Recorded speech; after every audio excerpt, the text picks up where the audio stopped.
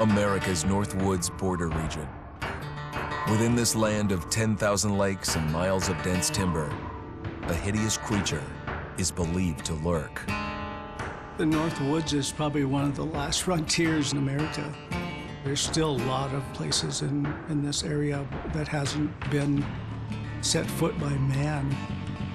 Monsters and mysteries exist here because it is remote. Up in the North Woods, winters are long. In times of biting cold and isolation, a devouring monster is believed to come forth. It's terrorized native people for generations. Growing up, I was told, like, don't go outside, the Wendigo will get you.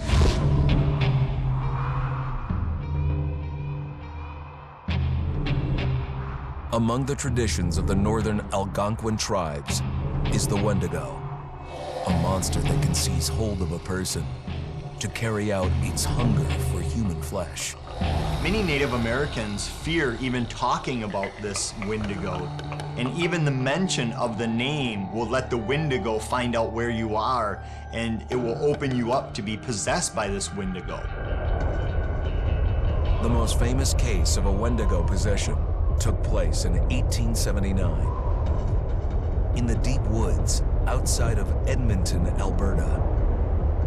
Swift Runner, a Cree Indian, was a trapper and a guide. He had left town the previous autumn with his wife, 6 children, and his mother. But when Swift Runner returned in spring, he was alone. Swift Runner came into a nearby village telling this heartbreaking tale. I had to watch them starve to death. Of his family being killed by starvation, and that he was the only survivor. My whole family gone. It wasn't hard to understand a family falling victim to a brutal winter. To even not. Yet something was suspicious about Swift Runner. He was a strapping man, and he came into town weighing over 200 pounds. It didn't look like somebody who had just weathered a terrible winter. He wasn't malnourished, didn't look like he was starving. He looked healthier than ever. After a few nights, it became clear that something was wrong. He started having night terrors, screaming in his sleep. I am the Wendigo! Villagers alerted the police. Swift Runner actually guided them back to his winter cabin.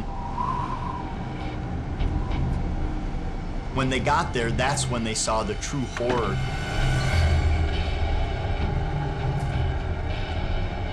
Human skulls were scattered around, many bones, some of which had been snapped in half and the marrow inside had been drained. They had never seen anything like it. Swift Runner had killed his entire family, shooting them, hitting them with an axe, strangling, and then eating most of their bodies.